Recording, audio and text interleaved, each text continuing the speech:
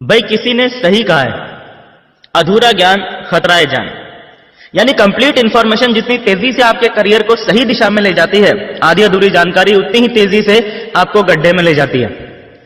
Network marketing actual में वो train है जो कि गरीबपुर से अमीरपुर जाती है और पिछले कई दशकों से लगातार जा रही है। लाखों लोगों को आज तक उनकी मंजिल पे पहुंचा भी चुकी है। और अगर आप ये वीडियो देख रहे हो तो इस बात की पूरी संभावना है कि कहीं ना कहीं आप भी इस ट्रेन का टिकट कटवा चुके हो।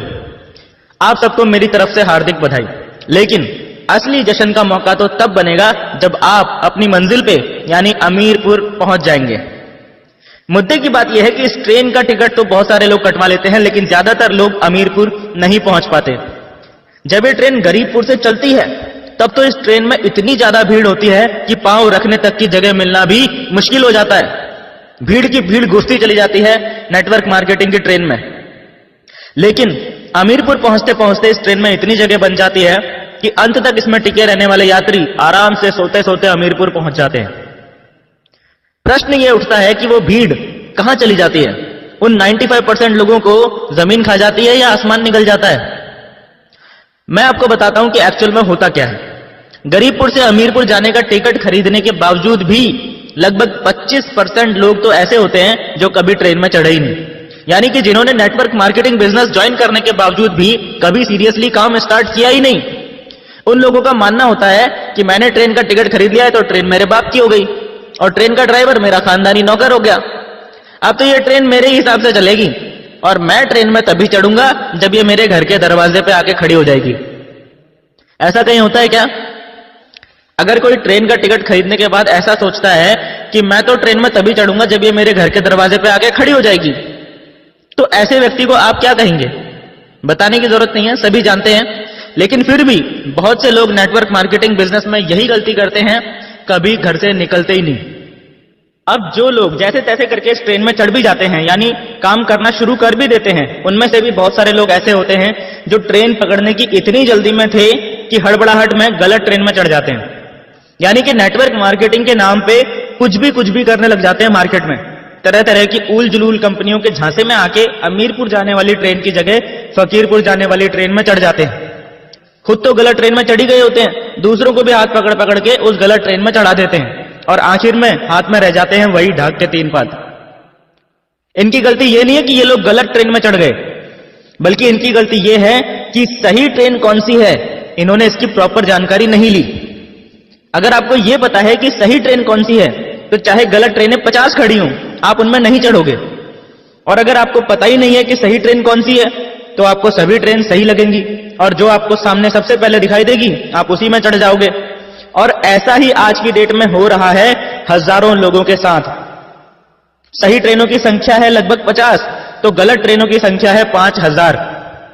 ऐसे में जरूरी है कि आपके पास डायरेक्ट सेलिंग या नेटवर्क मार्केटिंग इंडस्ट्री को लेकर जो गवर्नमेंट के द्वारा गाइडलाइंस दी गई हैं, उन गाइडलाइंस की पूरी जानकारी आपके पास हो, ताकि आप रियल और फेक नेटवर्क मार्केटिंग कंपनीज में अंतर आसानी से समझ पाएं। वैसे तो इन गाइडलाइंस के बारे में आपको गूगल पे पूरी जानकारी मिल जाएगी, फिर भी यदि आप लोग गाइडलाइंस के ऊपर एक डिटेल्ड वीडियो चाहते हैं तो नीचे कमेंट बॉक्स में जी टाइप कर दो जल्दी से, ताकि मुझे भी पता चल सके कि आपको एक्चुअल में इस टॉपिक पे वीडियो चाहिए।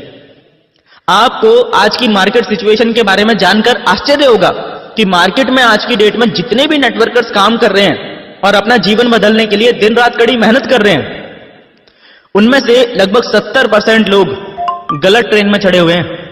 मात्र 30% ही सही ट्रेनें पकड़कर आगे बढ़ रहे हैं। पर इससे भी बड़ी और गंभीर समझने लायक बात यह है कि इनमें से भी बहुत सारे लोग, इन 30% में से भी बहुत सारे लोग सही ट्रेन में चढ़ने के बावजूद भी अमीरपुर नहीं पहुंच पाते हैं। इसका कारण यह है कि गरीबपुर से अमीरपुर जाने वाली ट्रेन कई जगहों पे यानी कई स्टेशंस पे रुक रुक के अमीरपुर जाती है और ये सभी लोग इनमें से ही किसी ना किसी स्टेशन पे ट्रेन से उतर जाते हैं। इसीलिए ये लोग कभी भी अमीरपुर नहीं पहुंच पाते। वैसे तो छोटे मोटे सैकड़ों स्टेशन हैं जो गरीबपुर से अमीरपुर के बीच में आते हैं, पर इनमें से 5 ऐसे बड़े स्टेशन हैं जहां पे सबसे ज्यादा लोग इस ट्रेन से उतर जाते हैं और कभी अमीरपुर नहीं पहुंच पाते। सबसे पहला स्टेशन आता है भयनगर।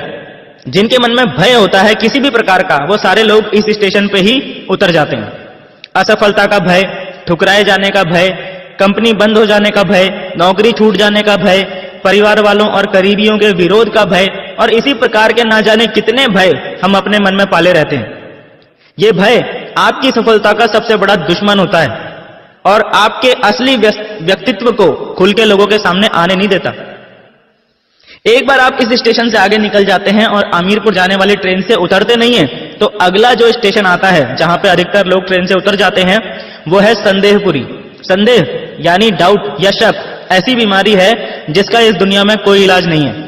संदेह सीधा आपकी बुद्धि पर अटैक करता है और आपकी सोचने, समझने और डिसीजन लेने की क्षमता को खत्म कर देता है। डाउट कभी भी आ सकता है, डाउट किसी पे भी हो सकता है, कंपनी पे, प्रोडक्ट्स पे, सिस्टम पे, अपलाइन पे, किसी पे भी। इस डाउट को सिर्फ एक ही तरीके से रोका जा सकता है और वो तरीका है विश्वास करना।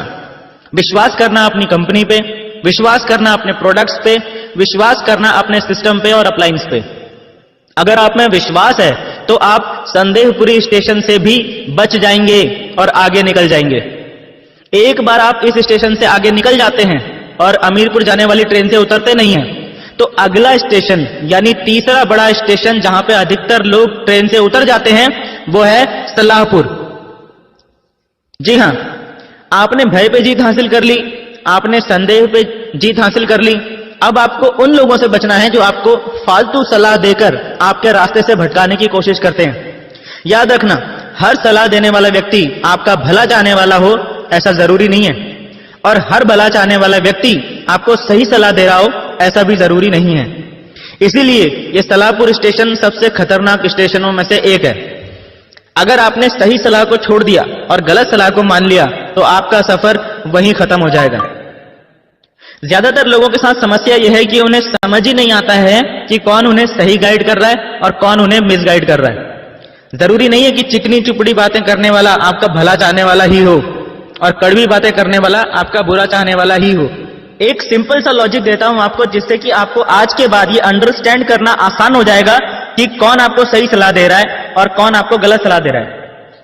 हर वो व्यक्ति जो नेटवर्क मार्केटिंग बिजनेस में एक्सपर्ट है, और आप जहां भी, जिस भी कंपनी में, जिस भी पोजीशन में हो, आपकी ग्रोथ से अगर उस व्यक्ति को इनकम हो रही है, आपकी टीम बढ़ने से अगर उसका बिजनेस भी बढ़ रहा है, तो समझ लो कि वो आपको सही सलाह दे रहा है। लेकिन अगर कोई व्यक्ति आपको सलाह तो दे रहा है लेकिन उसका खुद नेटवर्क मार्केटिंग में कोई एक्सपीरियंस नहीं है, जैसे आपके बहुत सारे फ्रेंड्स होंगे, आपके बहुत सारे रिलेटिव्स होंगे, आपके पेरेंट्स होंगे, ये सब लोग चाहते तो आपका भला है पर नेटवर्क मार्केटिंग के बारे में आपको सही सलाह नहीं दे सकते। इसीलिए टेक्निकली इनकी सलाह पे चलना आपके नेटवर्क मार्केटिंग करियर के लिए घातक सिद्ध हो सकता है। दूसरे वो लोग जो आपको सलाह तो देते हैं और वो लोग नेटवर्क मार्केटिंग के एक्सपर्ट भी होते हैं, लेकिन उनके द्वारा दी गई सलाह के अंदर एक हिडन कमांड छुपी होती है। यानी कि वो लोग डायरेक्टली आपको आपका रास्ता बदलने के लिए नहीं बोलते, लेकिन उनकी मंशा यानी इंटेंशन यही होती है कि आप अपना रास्ता बदल के उनके साथ उनकी कंपनी में शामिल हो जाएं। इस जगह पे आपको बहुत ज्यादा सतर्कता बरतने की जरूरत होती है कि जिस व्यक्ति से आप सलाह ले रहे हो, क्या वो व्यक्ति दिल से आपका भला चाहता है या आपसे पहले अपना भला चाहता है। सबसे ज्यादा वो लोग इस सलाहपुर स्टेशन पे उतर जाते हैं जो नेटवर्क मार्केटिंग में बिगिनर्स लेवल पे होते हैं। इसीलिए सावधान रहें, सलाहपुर में कहीं अपनी ट्रेन से उतर मत जाना किसी की सलाह मानकर। कान बंद करके अपनी सीट पे बैठे रहना, यानी लोगों की बातों की परवाह किए बगैर अपना काम करते रहना। जब आप इस सलाहपुर स्टेशन को भी पार कर लेते हैं तो आपके रास्ते में चौथा सबसे बड़ा स्टेशन आएगा आलसपुर। जी हां, आलस अगली सबसे बड़ी बाधा है आपके रास्ते की। हम में से बहुत से लोग आलसपन के जाल में फंस के अपने लक्ष्य को, अपनी मंजिल अमीरपुर को भूल जाते हैं और आलसपुर स्टेशन पर ट्रेन से उतर जाते हैं। अगर दिल्ली से मुंबई ट्रेन का सफर 22 घंटे का है तो आपको हर हाल में 22 घंटे उस ट्रेन में बैठना ही पड़ेगा। आप अपनी मर्जी से बीच में किसी भी स्टेशन पे उतर के घूमने नहीं जा सकते। 22 घंटे मतलब पूरे 22 घंटे। लेकिन आलसी लोग इतना झेलने से पहले ही बीच में आलसपुर पे उतर जाते हैं, फिर बोलते हैं ट्रेन में तो हम भी चढ़े थे जी, हम तो अमीरपुर नहीं पहुंचे। आलसी आदमी हर काम को टालता रहता है, बहाने बनाने लगता है और अपनी लाइफ की हर प्रॉब्लम के लिए दूसरों को दोष देने लग जाता है। इसीलिए उनके बिजनेस की ग्रोथ रुक जाती है, टीम काम करना बंद कर देती है, अपलायंस भी कुछ टाइम बाद गौर करना बंद कर देते हैं और यह आदमी धीरे धीरे खुद ब खुद बिजनेस से आउट हो जाता है। आदमी में आलस पैदा क्यों होता है? इसका सबसे बड़ा रीजन है आदमी के काम करने का कोई बहुत बड़ा क्लियर कट पर्पस ना होना। इसीलिए कहा जाता है कि इस नेटवर्क मार्केटिंग इंडस्ट्री में डायमंड वही बन सकता है जिसके पास उसका क्लियर कट पर्पस होता है, क्योंकि ये पर्पस आपको हमेशा आलस से दूर रखता है। यानी आपको आलसपुर स्टेशन पर ट्रेन से उतरने नहीं देता। एक बार आप आलसपुर को भी पार कर लेते हैं तो अमीरपुर पहुंचने से पहले आखिरी सबसे बड़ा स्टेशन आपके रास्ते में आता है होशियारपुर। ये पंजाब वाला होशियारपुर नहीं है, ये ज्यादा होशियारी दिखाने वालों का होशियारपुर है। अपने आप को सबसे सयाना समझने वाले, सबसे ज्यादा नॉलेजफुल समझने वाले, अपने को ही समझदार दूसरों को बेवकूफ समझने वाले, अपना उल्लू सीधा करने की कोशिश करने वाले, मुंह में राम बगल में छुरी वाले, दूसरों के हितों को दरकिनार करने वाले, नियमों को तोड़ना अपनी शान समझने वाले, हर काम में शॉर्टकट तलाशने वाले, दूसरों के सर पर पैर रखकर सफल होने की कोशिश करने वाले, इस तरह के सभी लोगों का सफर इस स्टेशन पे आके खत्म हो जाता है, क्योंकि इनके अंदर बीमारी होती है अपना दिमाग लड़ाने की और अपने आप को अपने अपलाइन से ज्यादा स्मार्ट साबित करने की। इसीलिए ये लोग कुछ ना कुछ होशियारी दिखाने की कोशिश जरूर करते हैं, सिस्टम और कंपनी के खिलाफ कोई ना कोई एक्टिविटी जरूर करते हैं और बस फिर वही इनके करियर की सबसे बड़ी गलती साबित होती है और उस एक गलती की वजह से इनका सफर इस होशियारपुर स्टेशन पर खत्म हो जाता है। सिर्फ कुछ लोग यानी कि मात्र 1% लोग ही इस 5वें स्टेशन को पार करने के बाद ट्रेन में बचते हैं और बाकी 99% लोग कभी भी ये नहीं बोलते कि मेरी गलती थी, मुझ में ही कमी थी। वो ट्रेन को और उसके ड्राइवर को गाली देने लगते हैं और जो लोग अंत तक इस ट्रेन में बैठे रहते हैं वो लोग आखिरकार अपनी मंजिल में पहुंच ही जाते हैं, यानी अमीरपुर पहुंच के जीवन भर खुशी, आनंद और चाहतों की जिंदगी जीते हैं। याद रखना, ट्रेन का टिकट खरीद लेना ही काफी नहीं है, अपने आप को गरीबपुर से अमीरपुर पहुंचाना सबसे पहले आपकी खुद की जिम्मेदारी है, उसके बाद ही किसी और से कुछ उम्मीद करना। एक सवाल के साथ इस वीडियो को एंड कर रहा हूं, जिसे ये सवाल समझ में आ गया उसे इस पूरी वीडियो का मैसेज भी समझ में आ जाएगा। अपने दिमाग पे थोड़ा सा जोर डाल के सवाल का जवाब नीचे कमेंट बॉक्स में जरूर देना। सही जवाब देने वालों का नाम अगली वीडियो में जरूर आएगा। अब सवाल सुनो। एक बार एक जगह पे रेस आयोजित हो रही थी। रेस जीतने वाले को 1 करोड़ रुपए का इनाम मिलने की घोषणा की जाती है। उस रेस में 3 लोगों ने पार्टिसिपेट किया, मिस्टर ए, मिस्टर बी और मिस्टर सी। तीनों रेस वाले दिन रेस वाली जगह पे पहुंचते हैं तो क्या देखते हैं कि रेस के लिए जो रास्ता चुना गया था वो एक जंगल से होकर गुजर रहा था, बल्कि यूं कहूं कि वो रास्ता था ही नहीं, वो तो घना जंगल था। और चैलेंज ये था कि जो व्यक्ति सबसे पहले इस जंगल को पार करके दूसरी तरफ पहुंच जाएगा वो विजेता बन जाएगा। समस्या ये थी कि उस जंगल में शेर, चीते, भालू, सांप, बिच्छू, मगरमच्छ, हाथी और तमाम तरह के जंगली जानवर भरे पड़े थे और साथ ही कंकड़, पत्थर और कंटीली झाड़ियों से वो जंगल भरा पड़ा था। अब हुआ ये कि ये सब देखकर मिस्टर ए ने तो रेस में भाग लेने से ही मना कर दिया। उसने सीधा बोल दिया, मेरे बस की बात नहीं है भाई। अब मिस्टर बी और मिस्टर सी इन दोनों ने दौड़ने का डिसीजन लिया। रेस शुरू हुई और मिस्टर बी और मिस्टर सी घुस गए जंगल में। दौड़ते दौड़ते थोड़ी देर में क्या हुआ, मिस्टर बी को ठोकर लगी और वो कंटीली झाड़ियों में गिर गया। उसके शरीर में जगह जगह से खून निकलने लगा और वो रोता रोता वहीं से वापस लौट गया। जहां से रेस शुरू हुई थी वापस वहीं पे आके खड़ा हो गया। मिस्टर सी भी जंगल में दौड़ रहा था। दौड़ते दौड़ते अचानक उसको भी ठोकर लगी, वो भी गिर पड़ा। वो उठा तो उसने देखा कि पैर के अंगूठे से खून निकल रहा है। उसने परवाह नहीं करी और वो आगे बढ़ता रहा। थोड़ी देर में पैर में एक कांटा लग गया और दर्द होने लगा। उसने अब भी परवाह नहीं करी और वो आगे बढ़ता रहा। इसी प्रकार जंगल में जितनी भी मुश्किलें आई उसने किसी की भी परवाह नहीं करी और वो लगातार आगे बढ़ता चला गया। देखते ही देखते उसने पूरा जंगल पार कर दिया।